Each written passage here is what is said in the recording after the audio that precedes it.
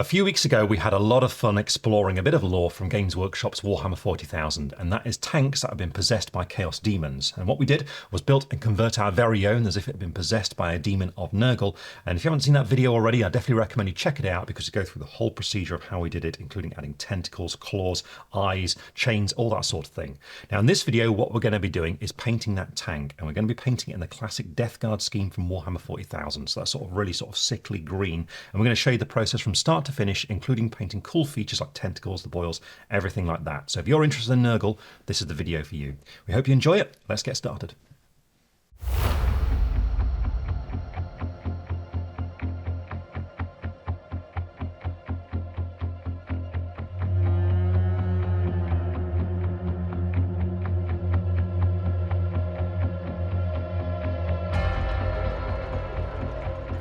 Before we start painting the tank, the first thing we should do is just have a quick look at it, because I have made a few additions since you last saw it from that previous video.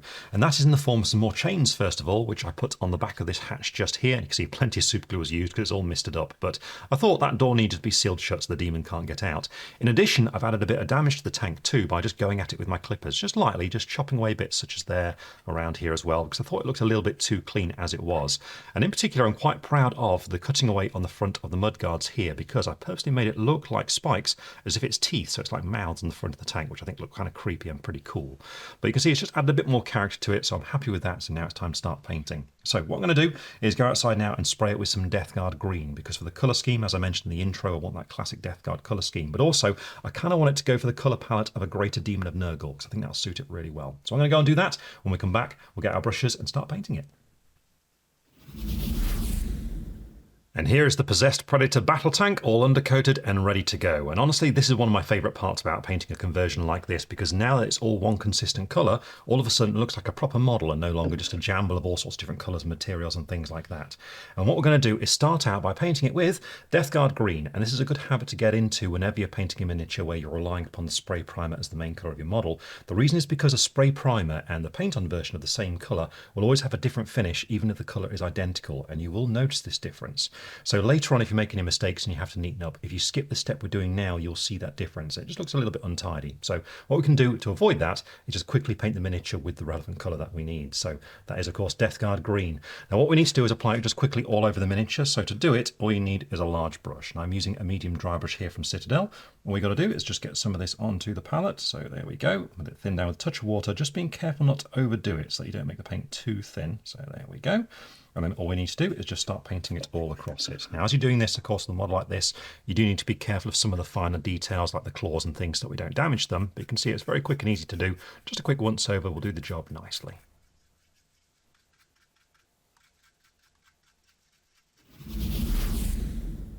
And with that done, the tank looks basically the same, but the finish is a little bit different now. So as I mentioned, it is important to do that for that reason. And with that done, what we're now going to do is start concentrating on completing the main green armour for the hull of the tank. Because if we do this early on, what we can do is dry brush it and highlight it nice and quickly. Then we can start working on smaller details after that. So the next thing that we should do is add some shading onto the main green of the tank. And here I'd normally go for a brown for a regular tank. But in the case of this one, I'm going to introduce a red into there to give a slightly more lifelike appearance to it, because we want to give that sort of demonic possession feel. So what I'm going to be using here is Battle Mud Wash and also Hellion Red Wash. I'm going to mix these two together to create a quite darkish red kind of colour. I'm using a size 0 brush from Artisopas to do this, so a sort of small to medium sized brush that's got a pretty good point on it. And what we want to do is just get this all thoroughly mixed together to create that colour. So there we go. And then we want to start painting this into all the recesses. Now at the moment there's going to be too much paint on the brush, so I'm just going to remove the excess to make sure that we can load up. And by doing this, we can make sure the bristles go to a nice point to allow that accuracy. And so with this, we now need to start looking for all the recesses on the tank's green hull and paint this wash directly into them. So for example, on these panels we've got around here, I'm just going to look for the corners and just run it straight into that deepest corner there like that. Just running it into that deepest area, not worrying too much if it splashes a little bit around the outside, because that will lend to that organic feel, but definitely making sure in the deepest corner we get that nice bit of shading there like that. I'm also going to be doing this around all the rivets too, such as these ones just here, just running them around areas like that. And I'm also going to be keeping an eye out for any bits of the hull where it's corroded or damaged, such as just here, running it into areas like that. And also we've got these textured parts that we did with the liquid green stuff earlier on. So if we look at the top of the front here, you can see some of that's around there. What I'm going to do is just sort of speckle this over the top there like that. Then whilst that wash is still wet, I'm just going to wash my brush, just make sure it's damp with a little bit of water, and then just smudge it around there like that, just to bring a little bit of that colour into those rough areas.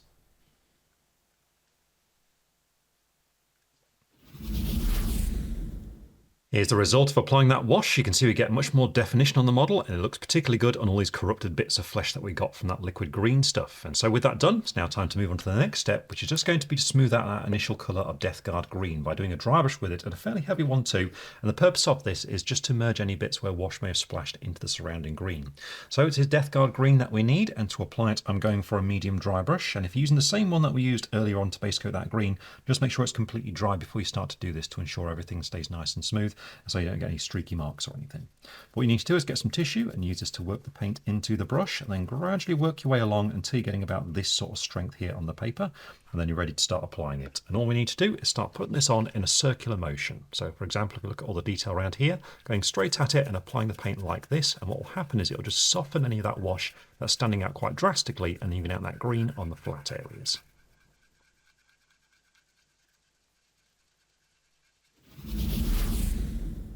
Here we have the result of doing that dry brush, which you can see has tied those colours together nicely. So now what we can do is some more dry brushing, but with some lighter colours to get some highlights on the model. And we'll start out with a lighter pastel green. Here I'm going to be using some zombie rot, and then after that what we should do is go on to a light bone. So here I'm going to be using some vampire fang.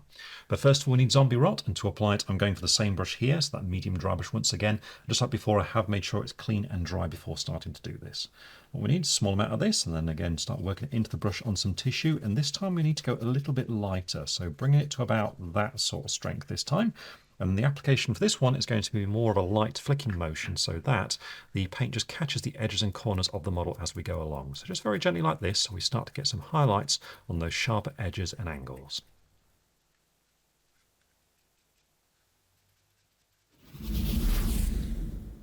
And with that done, we can then move on to adding another dry brush, but this time with a light bone colour. So here I've got some vampire fang, and this is just a very gentle dry brush here. So I've only got a tiny amount of paint left on the brush, and I'm just doing this light flicking motion just to catch the most extreme edges and corners.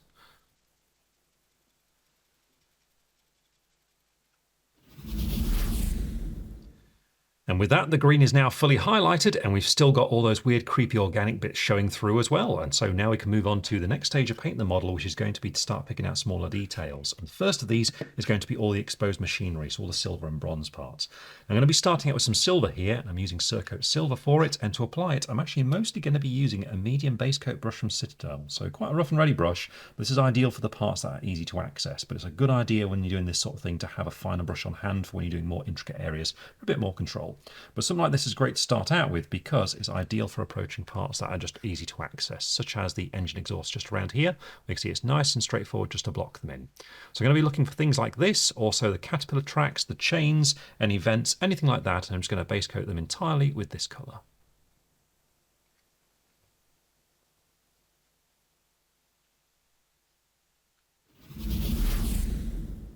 Now that all the machinery is picked out in metal, you can see some details really standing out nicely, but it is a lot of silver. So what we can do is break it up a little bit, add some more interest by introducing a second metallic to it. So that's what I'm going to do now. I'm going to go for a bronze here, and Spartan bronze is what I'm going to use. And this works particularly well with Death Guard because the normal Marines often have this on their trim. So it's going to work quite nicely on the tank too.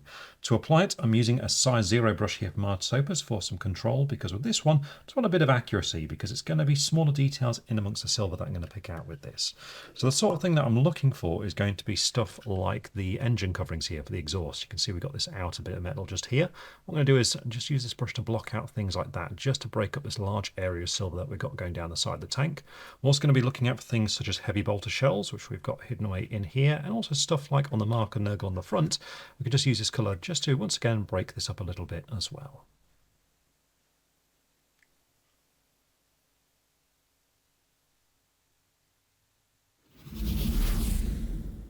I'm happy with those details now picked out in bronze, so it's time to put a wash over both metallics at the same time. And here I want to go for the feeling of it being really dark and kind of grubby and oily. So I'm going to make a mix here of a black wash with a brown wash to create a super dark brown wash. So what I've got is Battle Mud wash and also Oblivion black wash. And what I'm going to do is mix them together at a roughly 50-50 ratio on the palette. So you've got the two of them just here, and using a size 1 brush now, so just a normal medium-sized brush, get them thoroughly mixed, and then it's going to be time to start painting these all over these silver details and the bronze too. Now when it comes to the tracks, it's definitely a possibility of switching up to a larger brush, but one like this is great for the more intricate features, such as the one that we've got on the front of the tank here with that mark of Nurgle, because you can see this way there's lots of control in applying the wash directly over the top of these colours.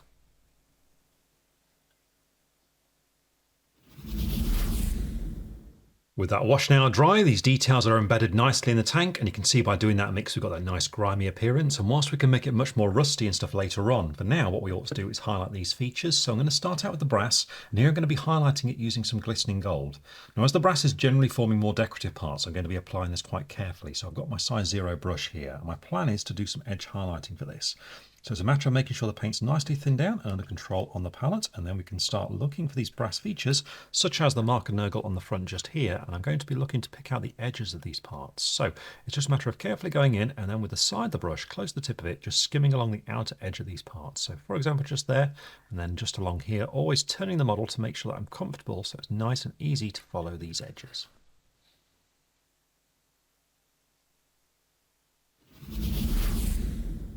And now the bronze has been highlighted, we can do the same sort of thing with the silver, but when it comes to silver, because of the nature of the details, I'm going to be using two different techniques here. But both of them will need a light silver, so I'm going to be using some mithril blade. And first of all, I'm going to be dry brushing with it. Now this is for the larger parts that are easier to access, but all the same, we do need a smaller dry brush for this. So I have one here from Citadel, a nice small dry brush. Just need a small amount of the silver, and then use that tissue paper to work it into the brush whilst removing the excess. Now this is great for the parts that are easy to access because we can highlight them really quickly, such as the heavy bolters that are on the sponsons right here. It means we can just lightly flick across these, so this brighter silver catches the edges and corners and gives them a nice highlight really quickly and really easily there like that.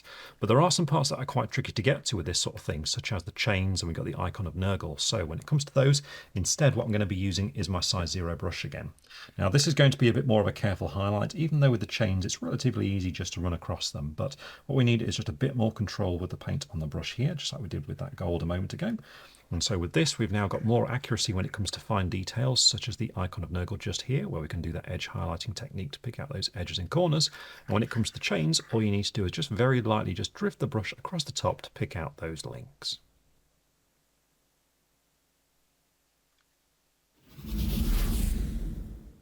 And with that, the metallics now highlighted, and of course at this stage they are much too clean for a possessed Nurgle tank, so don't worry about that. We are going to come back to it later to really grub them up. But for now, what we should do is paint in the black details, and here what I'm going to go for is a really dark sort of dirty grey colour. Going to be using Eidolon Grey as the base coat, and then for the wash after that for shading we can use some Battlemud wash, and then for the highlight I'm going to be using some Rodent Grey. But first we'll need to base coat, so I'm going to be using some Eidolon Grey here, and to apply it I'm going for my size 1 brush, and for this first step for these details we just want to base coat them in. And they're almost all going to be around the weaponry here, so we're looking at things like the heavy bolters, the autocannon, that sort of thing. So for the bolters here, the goal is to paint in the casing of the weapons. So we're looking at things such as this outer shell that it's got just going around here, and also the little cover for the targeter up the very top as well. In addition, going to keep an eye out for any cables on the miniature and base coat those at this stage as well.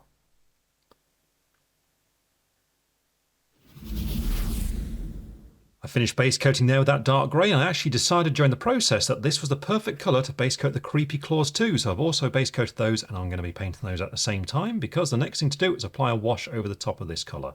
Here I'm using some Battlemud wash, so a nice dark brown, and it's just a matter of carefully applying it, just making sure to work it in amongst all those surrounding details.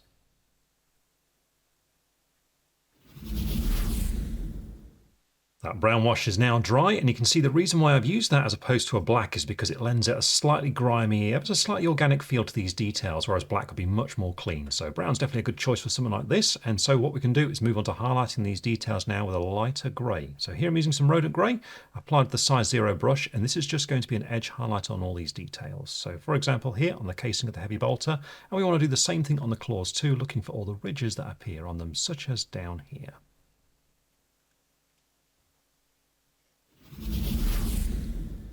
And with that, the black is finished, and so we've now actually painted the main armour sort of colours of the vehicle, and so it's time to move into the more organic things that are mutating on it. And the first of these is going to be those tentacles. Now for this I'm going to go for sort of like a pinkish burgundy kind of colour, so we need to start out with a burgundy for the base coat. So what I'm going to use is some sword hilt burgundy, and then once that's been applied we're going to put a wash over the top to tint the colour. I'm going to go towards a purple here to look really unnatural, so here I'm going to be using some Magi purple wash. But first we need sword hilt burgundy for the base coat, and I'm going to be starting out by base coating the tentacles using a rough base coating brush. So it's back to that medium base coat brush here from Citadel. Good size for the sort of thing we're doing here because it's nice and easy to get to these details. So with the paint thinned down, you can just start base coating them in. We're looking at tentacles like the ones around here, and for this first step I'm just going to paint them entirely with this colour, just being careful when we get close to the hull of the tank around here. Now there is a little bit more I'm going to be doing with the burgundy at this stage, and that's going to require a bit more control. So for that reason, for these parts, I'm going to switch to a different brush. Instead, I'm going to be going to my size 0 here from Artisopus, because what we're going to do is, first of all, just thin this right down to get quite a runny version of the burgundy paint. So very thin there like that.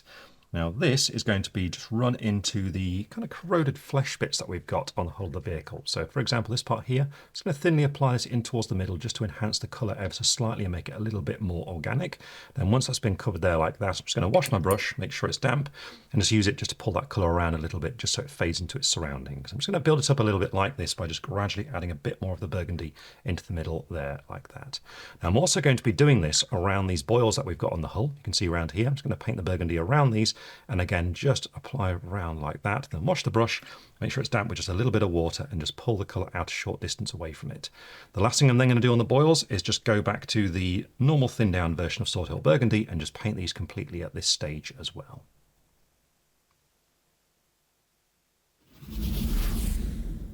With the burgundy now applied, you can see the model really undergoes quite a radical transformation with much more colour on it, and I've really gone to town with those patches you can see, especially on top of the hull. I've also been painting it into the joints that we got on these creepy spider legs, and I've been putting it into the cracks in the armour too. You can see around the front just there, just giving the impression that directly beneath the outer surface of the armour it's starting to turn into some demonic flesh. But now what we need is a purple wash, so here I'm using some Magi purple wash applied to the size 1 brush. This just needs to go straight over the top of all the tentacles and demonic flesh, and I'm also going to be doing it on the cracks that we got on the armour too, such as the one around the front just here, just into areas like that. But I'm not going to be putting this on these little patches. I'm quite happy with those as they are at the moment.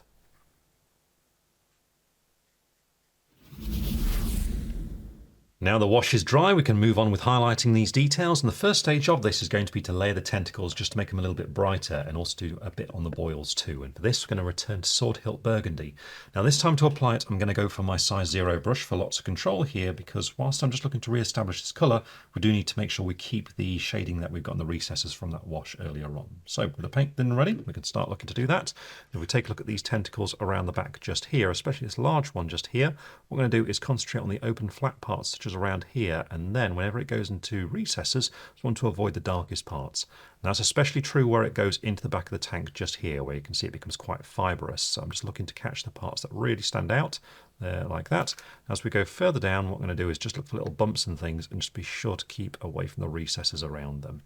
Now when it comes to the boils, in this case what I'm looking to do is just re-establish this colour on the main part of them. So on this one for example, I'm just going to be applying it around the top just there.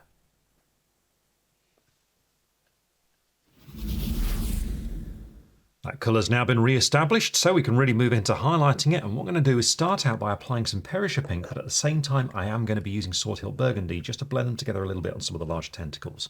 With that done, it's then into some finer highlights, so here I'm going to use some Hot Pink, followed by some Vampire Fang, and that Vampire Fang is just going to give a slightly sort of flesh-like appearance to it at the very end, so perfect for what we want. But for now, what we need to do is apply some Perisher Pink and some Sword Hilt Burgundy at the same time.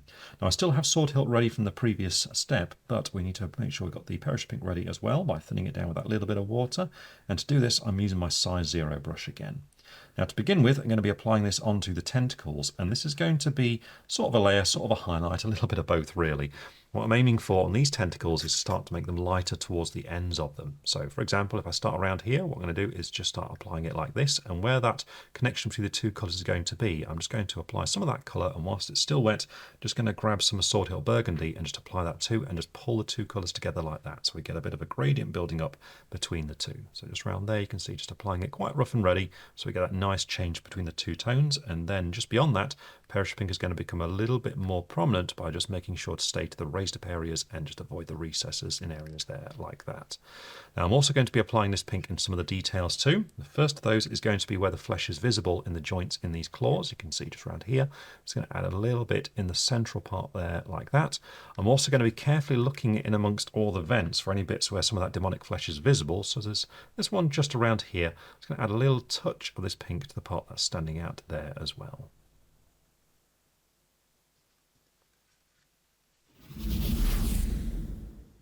Now that's done, we can add some highlights onto these details, and for the tentacles I'm moving up to some hot pink now, and with this just looking to pick out the texture on them. So for example on this one here we've got these little bobbly bits, so I'm just going to use a little bit of this colour to pick those out, but also we're looking for any fibrous lines that appear, and there are a few here. I'm just going to use the tip of the brush just to follow along those parts to bring out that texture too.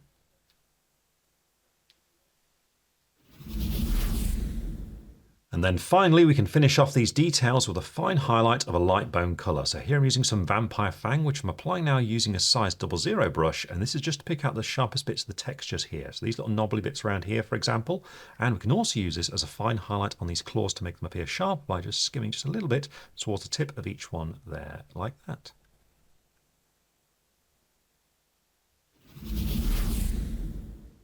And now that's done, the tentacles and all that demonic flesh is completed, so it's time to start painting in the really gross pustules and things. At the same time, what we can do with the targeting lenses and the headlights, and also the eyes too. Now for all of this, I'm going to start out with a base coat of a sort of mustard yellow. So I'm using dark sun yellow for this. Then I'm going to wash over that with a red wash just to blend it into the flesh that's surrounding it. So here I'm going to use some Hellion red wash. And then finally what we'll do is return to dark sun yellow just to re-establish that colour by layering it. But we'll start out with the base coat of dark sun yellow, and to apply it I'm going to be mostly using my size 0 brush here, but I will be switching to a smaller one for more intricate details such as targeting lenses and things like that, because I'm looking for all features like that, any lens, anything like that. Once we've got that paint thinned down, we can start looking for these things, and so we're mainly looking for the pustules such as these ones we've got up here, where we want to apply this over the main body of them. So around here like that, just allowing some of that burgundy to show around the outside, just to show the well, the pus on the inside there. Now also what we want to do is look for any eyes, and we've got all these that we've got inside the little vision port here, so I'm going to be picking out these in the same sort of way. We also want to look out for the lamps, such as this one right here, painting the yellow in amongst the bars that we've got, and any little targeting lenses too, such as the little lights we've got right there, and the ones over here on the heavy bolters.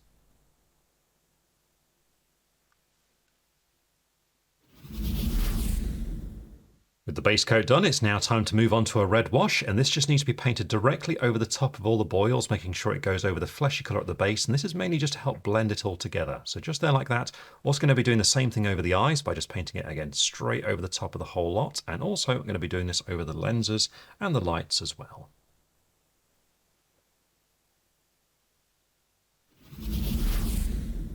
And once that wash is dry, we can then return to dark sun yellow and reapply it onto these details, but this time just focus it a little bit more towards the middle, leaving that deeper yellow that we've got that's been shaded by the red still showing around the outside.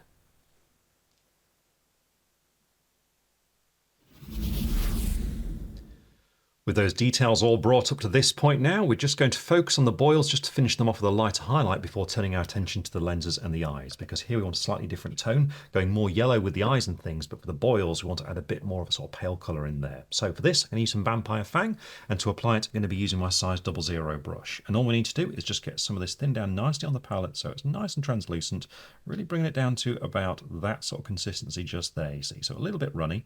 Then remove the excess off your brush, just load up a small amount at once, and then on these boils all we need to do is just apply a very thin amount of this just towards the top of them. So on this one for example, just dot it on there like that, just to make it a little bit lighter and more pastel at the very top.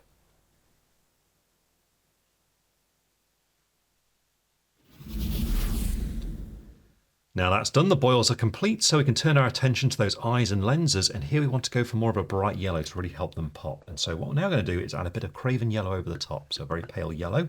Then we can move on to a pure white with some White Star, and then I'm going to add some pupils to the eyes. Here I'm going to be using Doom Death Black. But first of all I'm going to use some Craven yellow, and to apply it I'm still going for the small brush, so it's that size 00 again, and all I'm going to do is thin this down just like I did with Vampire Fang a moment ago, creating quite a runny version, and just like with that previous paint, load up only a small amount, and then this is going to be added onto the top and towards the middle of each of these eyes first of all. So we've got all these ones just here, just going to apply this colour right in the middle there so we get that nice bright yellow coming through on each one like this. Also I'm going to be using this on the lenses and the lights, where it's going to be the same sort of process, just adding it towards the middle of each one so it gets bright towards the centre. So on this lamp for example, just a little bit on the side there, and then just a layer across the whole middle there like that.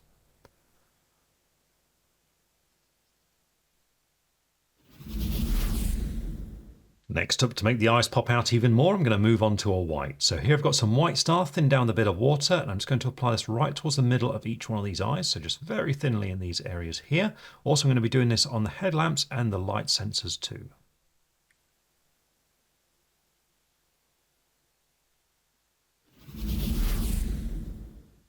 And then finally we need a pitch black. So here I've got some Doom Death Black, and this is going to be to paint in the pupils of each eye. And I'm going to go for sort of a cat's eye style pupil here with just a little vertical line down the middle of each one.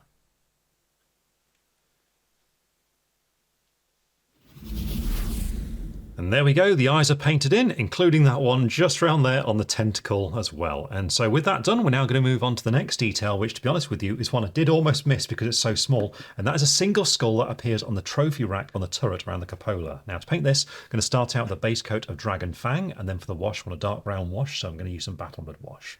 Once that's dry, we can then layer the skull to brighten it up by using some Skeleton Legion, and then for the highlight, I'm going to use Vampire Fang once more.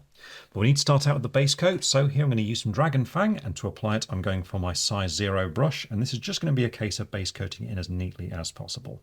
So with the paint thinned down and ready, it's just a matter of blocking it in, and the skull is all the way up here on the sort of the spikes we've got coming out of the turret ring just here. What we want to do is just block this in at this stage.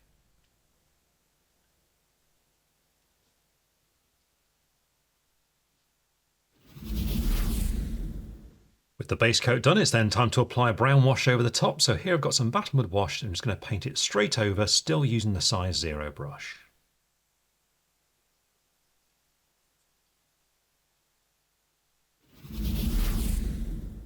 With the wash now dry, it's time to move on to some layering, and here I'm going for some Skeleton Legion, still being applied with the size 0 brush. And what I'm going to do with this is just concentrate on the raised up flatter areas, such as around the cheekbones just here, whilst always being careful to avoid recesses, such as those in the eye sockets.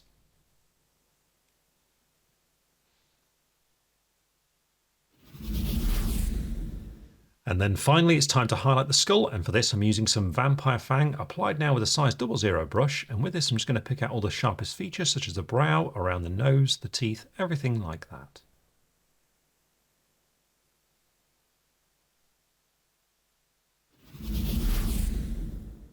And there we are, that skull is completed, and at this stage the tank is, well, pretty much ready to be put on the tabletop. However, it being a Nurgle tank, it does need a bit more corruption on there in the form of some weathering, so that's what I'm going to be doing now. Starting out with some chipping. When you're doing a vehicle like this, it's always a good idea to start out with chipping, because this is an effect that's actually designed to be looking like it's etching actually into the hull of the vehicle.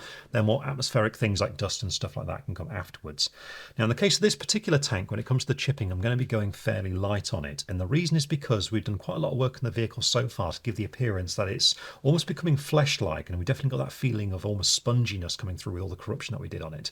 So I don't want to lose that by going over the top of the chipping and going too deep with metal and things showing beneath. So instead what I'm going to use is a dark brown, only fairly small amounts relatively applied here, and the idea is to give the impression of almost the colour of like a rotten apple core underneath. So what I'm going to be using for this is some cuirass leather, and once that's on there, just to emphasise some of these larger chips, I'm going to be doing some highlights using the same green that we used earlier on for the hull, which is going to be zombie rot in our case here.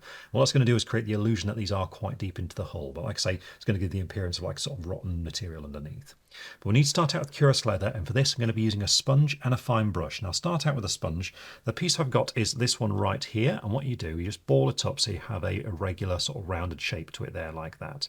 And then your paint just needs to have, well, here in your palette, you just need to get a little bit of this on the sponge, and then on a dry palette start dabbing it into the sponge like this, just moving along. And what you want to do is keep on going until you're getting this sort of strength of paint appearing from the sponge there like that, because that's what's literally going to happen on the vehicle as you apply the paint to it. So what you do then is just start sponging it onto details of the tank where you'd get wear and tear collecting on it. So for example, on edges and corners, such as just up here, what you do is just start dabbing it along, and what you'll get is a random speckling of that dark brown on there, giving the impression of chips being etched there into the tank's body. And you can see what I mean, it's giving that impression that it's almost organic underneath because of the colour we've chosen, so ideal for what we're looking for here. Now, once you're happy with some of this, what you can do is connect some of these chips and make them a bit bigger if you want to, and that's where the fine brush comes in. So in this case, I'm using a size 00 here. What you do is just thin that paint down as if you're going to be edge highlighting or something, and then just make sure you twist the paint away so you have a fine tip. And then with this, we can start just doing some fine lines in just to, well, exaggerate some parts or connect some up together. So for example, these little chips here, if we want to make some of these bigger, we can just connect them by adding a little line going across them there like that.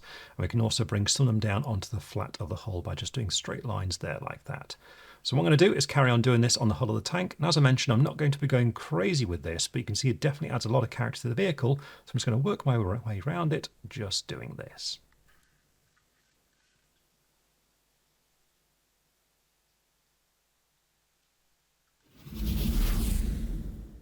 I'm happy with these chips now, so it's time to move on to adding a highlight into them to give the impression that they're going quite deep into the armour, and for this I'm using some zombie rot, the same highlight that we used earlier on the green of the hull. And what I'm looking for are some of these larger ones, and I'm just adding a few dots of this colour directly beneath them, just to give the illusion that they're three-dimensional. And then finally, it's time to add a highlight into them to give the impression that they're going quite deep into the armour, and for this I'm using some zombie rot, the same highlight that we used earlier on the green of the hull. And what I'm looking for are some of these larger ones, and I'm just adding a few dots of this colour directly beneath them, just to give the illusion that they're three-dimensional.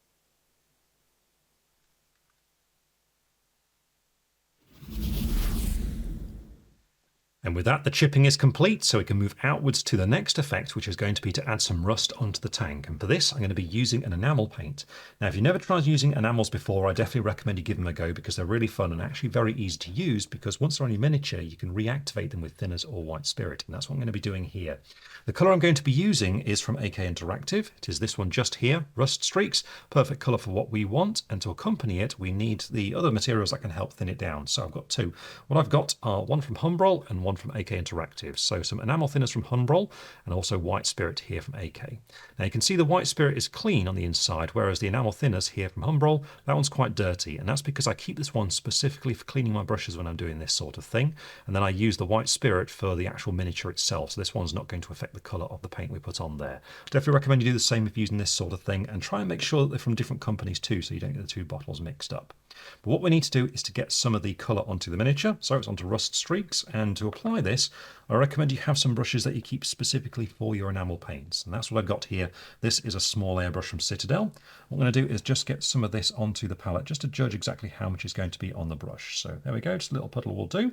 What you do is just decide whereabouts you want to have the rust on your miniature. So in the case of our tank here, what I'm going to be looking at are areas where you might get moisture collecting and then running down from. So things such as rivets, like this one just here. What you do is just paint it into areas where you get water collecting and then draw it down. Now in the initial application you can be quite rough, so you can see I'm not really taking my time or trying to be too precise. Instead I'm just getting it on there, running it into areas that I want to add that rusty effect to.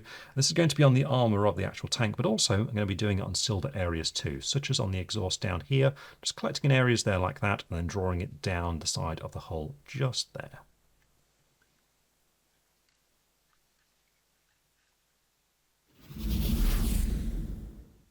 Once you're happy with those streaks, it's then time to switch over to either some enamel thinners or some white spirit. And I've got some of the AK white spirit just here, so using that same small airbrush. And what you do is just paint it on either side of the streaks and just allow it to soak into the enamel paint and reactivate it and then just draw it down. And you can see it smudges it and leaves a really realistic appearance.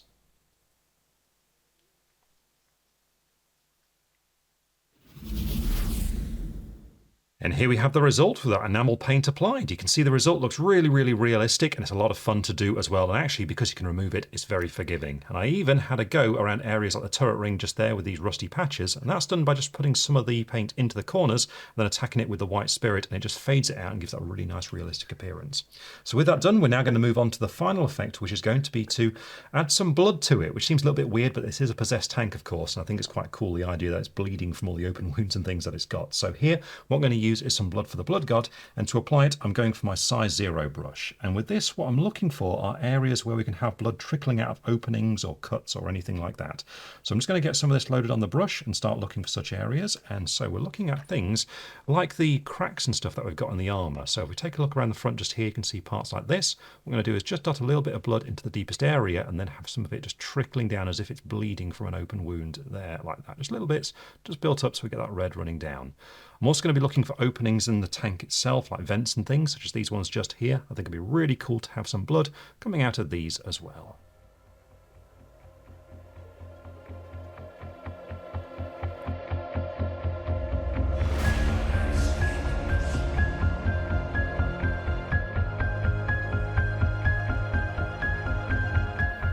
And here we have the fully converted and painted miniature, one completed possessed Chaos Predator of the Death Guard, ready to rumble to war and take on the servants of the False Emperor.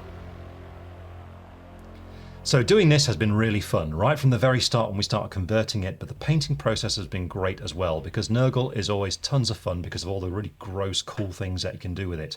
Now, if you ever tried doing any conversions like this before, I do recommend you give it a go, because it adds a real personal touch to your army and gives you something totally unique that no one else is going to have in their force. And it's just a blast thinking of what ideas you can come out with too, and seeing how they implement on the miniature itself. And picking out all those final details especially is lots of fun. Now, Death Guard are great for this sort of thing because when it comes to weathering, you can really go to town. So I definitely recommend you give it a go.